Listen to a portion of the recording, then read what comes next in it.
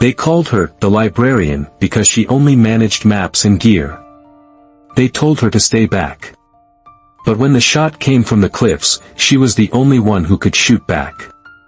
The wind in the upper Sierra Nevada had teeth. It bit at any exposed skin, a dry, alpine cold that seeped into your bones. Eleanor Vance, Ellie, to the few who bothered with her name, felt it whip her dark ponytail across her face as she cinched a strap on a medical pack. At 40, her face was a roadmap of her years spent outdoors, fine lines etched around eyes that held a placid, almost unnerving calm.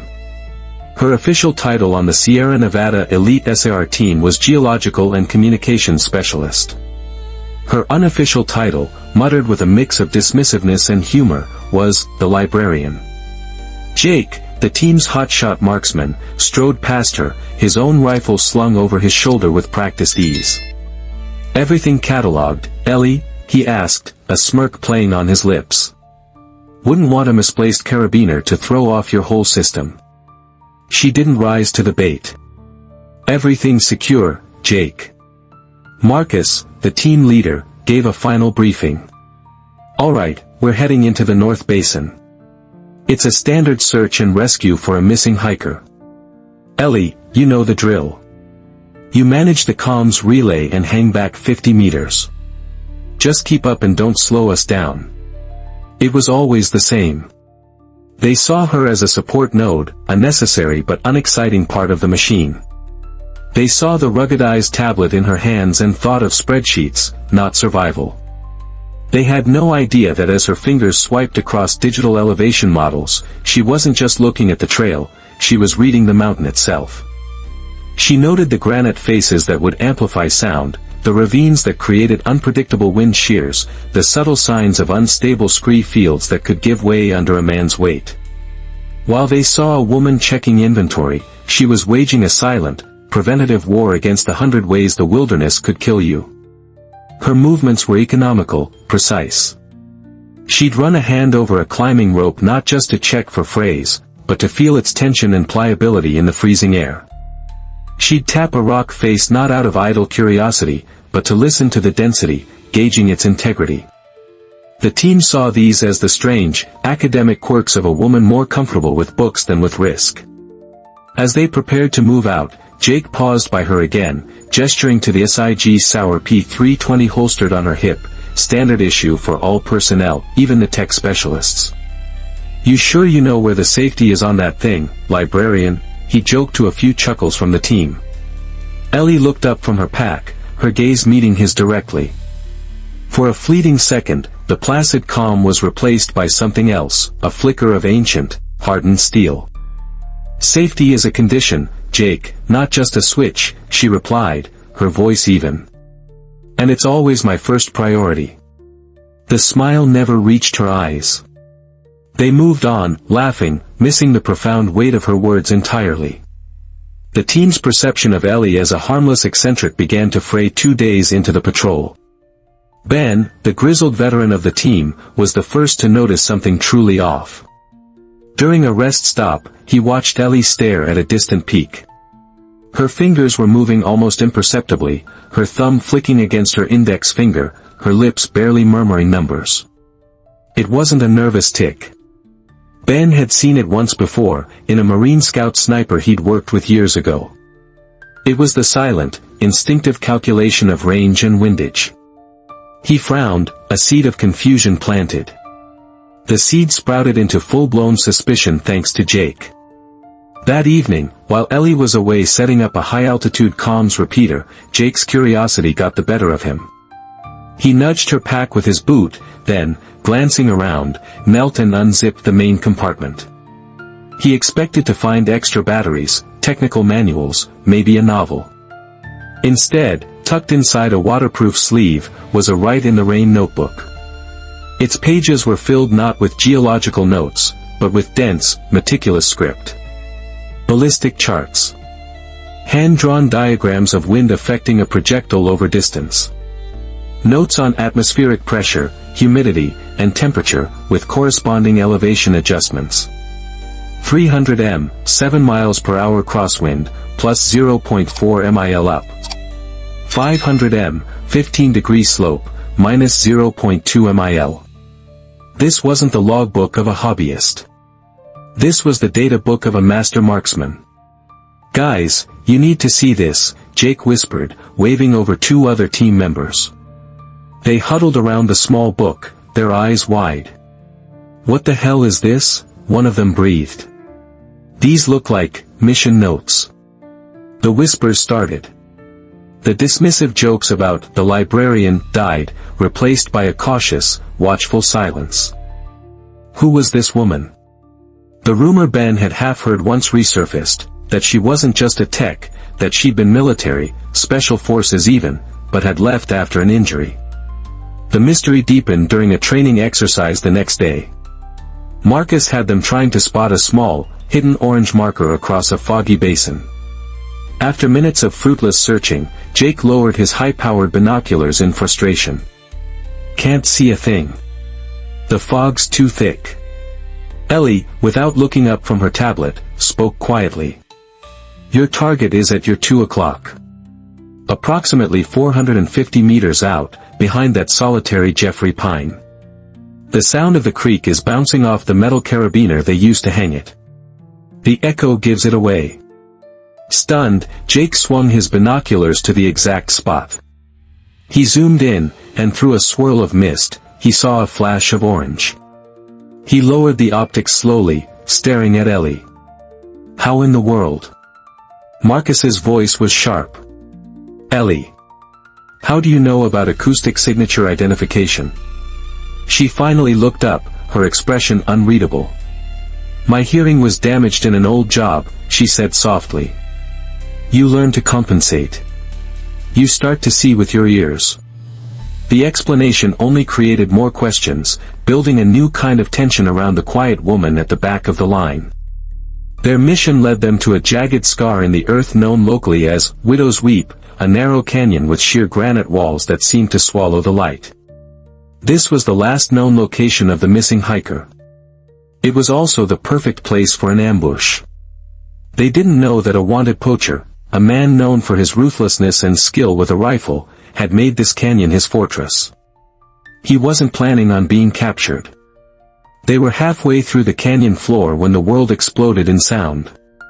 A deafening crack thump echoed off the walls, the sonic boom of a high-caliber bullet arriving almost at the same time as the rifle's report. A chunk of granite the size of a fist vaporized inches from Marcus's head. "Contact! Sniper!" Marcus screamed, his voice raw as he dove behind a paltry cluster of rocks. "Everyone down!" The team scattered, seeking whatever meager cover they could find. The shots came methodically. Crack thump. A bullet pinged off a rock near Ben, sending shards of stone flying. Crack thump. Another kicked up dust near Jake's feet. The poacher was high above them, perfectly concealed, with a commanding view of the entire kill zone. "Jake, you have eyes on him?" Marcus yelled, his voice strained. "Negative. The angle's impossible." Jake shouted back from behind a fallen log. He was their designated marksman, their counter-sniper. But he was trapped. Every time he tried to peer over his cover, a shot would ring out, forcing him back down. The poacher was toying with them, pinning them like insects to a board. "Comms are dead," another team member yelled. "The canyon walls are blocking the signal." Panic, cold and sharp, began to set in. They were cut off, outgunned, and completely exposed. Marcus knew they had minutes, at best, before the poacher started landing his shots. They were sitting ducks. Then, the poacher decided to raise the stakes. Another shot rang out, not at a person, but at the rock just above Jake's head. The impact sent a shower of razor-sharp granite fragments downward. Jake cried out, clutching his face as blood streamed between his fingers. "Man down!" Ben screamed. That was it. The breaking point. Desperation was etched on every face. Marcus looked at his wounded marksman, at his terrified team, at the unassailable cliff face. He gripped his radio, shouting into it uselessly. Mayday, mayday. We are under fire in Widow's Weep. We are pinned down. Only Static answered. They were alone. They were going to die here. 50 meters behind the chaos, Ellie had hit the dirt the instant the first shot cracked the air. But where the others felt panic, she felt a cold, familiar clarity descend. The fear was a distant hum, the training was a roar. Her mind became a quiet, orderly space. Lying prone, she didn't look at her terrified teammates. She looked at the canyon. She analyzed the problem. Her eyes scanned the cliff face opposite them, the source of the attack. She saw the subtle puff of dust from the last shot.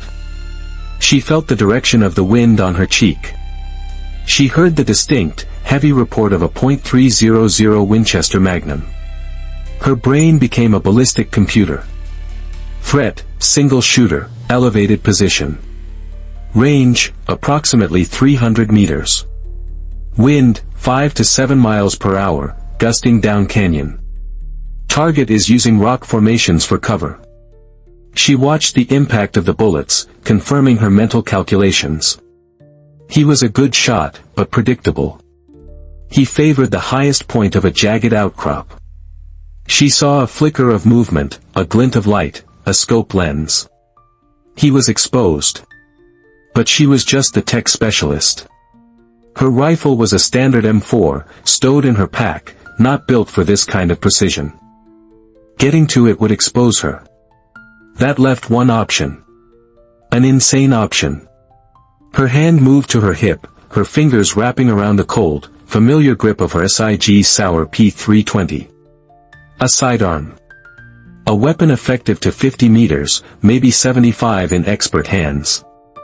Making a shot at 300 meters with a pistol was not just impossible, it was a fantasy. But they didn't know about the thousands of hours she'd spent on ranges. They didn't know she could feel the precise break of her pistol's trigger with the same intimacy a violinist knows their bow. They didn't know her secret. He's reloading, her mind calculated. He'll be exposed for 2 seconds, maybe 3, as he reacquires his target. She moved. Not with haste, but with a liquid efficiency that defied the chaos around her. In one fluid motion, she rose to a single knee, her body creating a stable, compact shooting platform. She drew the pistol, her support hand locking onto her shooting hand, arms extended. The front sight post found the glint of light on the cliff. She didn't aim at the man. She aimed at a point in space. She accounted for the 10-foot drop of the 9mm bullet over that distance. She held slightly left, into the wind. She controlled her breathing. In, out, hold. The world narrowed to the front sight of her pistol. For 1.5 seconds, a dark shape appeared behind the glinting scope. She pressed the trigger. The crack of her pistol was sharp, almost insignificant compared to the poacher's cannon. But across the canyon, the effect was absolute. The glint of the enemy scope didn't just disappear. It exploded in a starburst of shattered glass. The poacher's rifle clattered down the rocks. His body slumped backward, out of sight. Silence. Absolute, ringing silence. The surviving team members, expecting another thunderous blast, slowly lifted their heads. They looked around, searching for the helicopter, the rescue team, the miracle. Then, their eyes turned back. And they saw her. Ellie. Standing alone, smoke gently curling from the barrel of her pistol. For a long moment, no one moved. The only sound was the wind and Jake's pained breathing. Then Marcus scrambled to his feet, his face a mask of disbelief and shock, and stormed toward Ellie.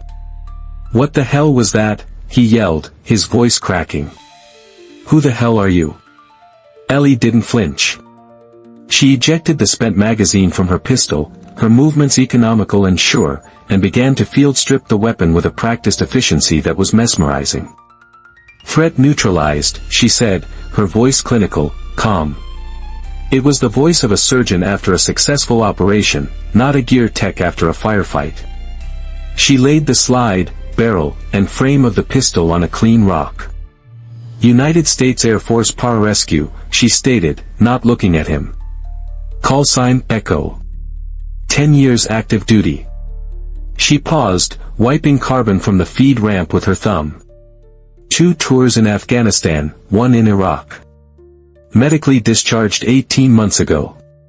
Partial hearing loss and nerve damage from an IED blast near Kandahar.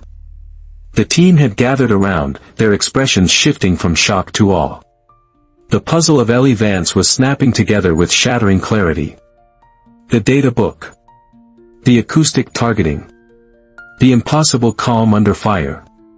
Jake, clutching a blood-soaked bandage to his face, stumbled forward. His earlier arrogance was gone, replaced by a profound, gut-wrenching shame. "Ma'am," he stammered, the word "ma'am" coming out with a reverence he had never used before. I'm sorry. I owe you my life." Ellie finally looked up from her pistol, her gaze softening as she met his eyes. "You don't owe me anything, Jake," she said gently. "My job has always been to make sure everyone gets to go home. That's all this was." She reassembled the pistol with a final, satisfying click, holstering it securely. She then turned to Marcus, who was still staring at her as if she were an apparition. "Why?" was all he could manage. "Why take a tech job? With your record?" Ellie's eyes drifted back to the now silent cliff face across the canyon. "They said the hearing damage meant I could no longer serve in a combat role. They were right about the hearing." She turned her gaze back to Marcus, and for the first time, he saw the full, unyielding force of her spirit. "But they were wrong about my eyes." She let the statement hang in the air. "Sometimes," she added quietly, "the most effective observation post is the one nobody ever expects a sniper to be in."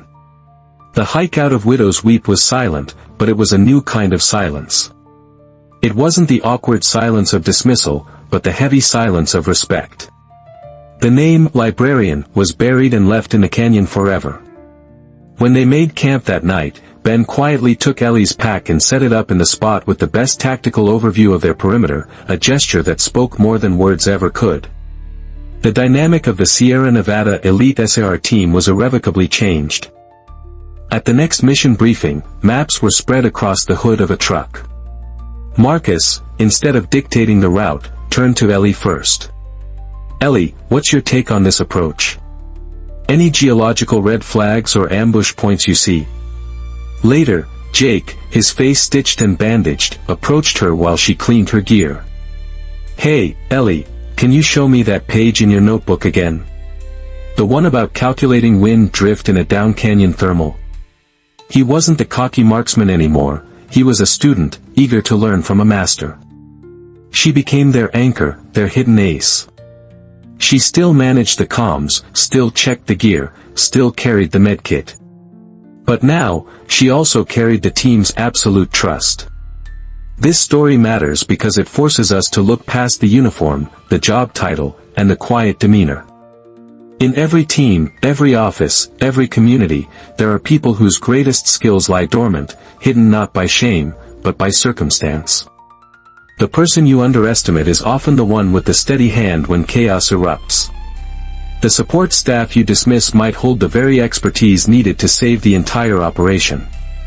Ellie Vance represents the silent strength that walks among us, the veterans who trade their fatigues for civilian clothes but never lose their training, the experts who step back from the spotlight but never lose their edge. They don't ask for recognition. They simply wait for the moment when they are needed. So the next time you see the quiet person in the back, the one handling logistics, the one everyone else talks over, remember Ellie. Remember that a person's value isn't printed on their job description. Remember that true capability is measured not by the position held, but by the character revealed in a crisis. And remember that sometimes, the most important shot comes from the one person nobody thought could take it. If you have ever been underestimated, or if you believe that the quiet heroes among us deserve respect, please share your thoughts below. Let's create a space that honors their hidden strength. Remember to comment with respect. And if this story moved you, Please like, share, and subscribe for more stories that find the extraordinary in the everyday.